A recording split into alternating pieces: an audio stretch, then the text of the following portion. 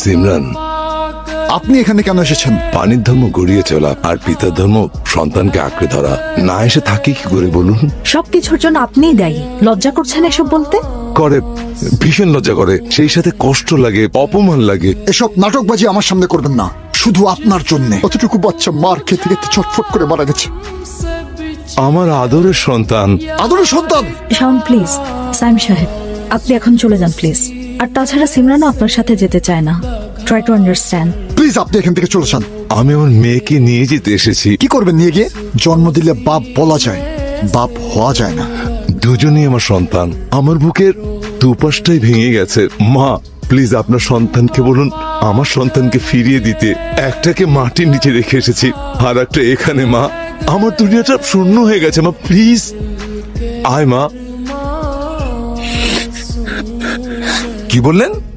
জাহাজ ডুবে গেছে?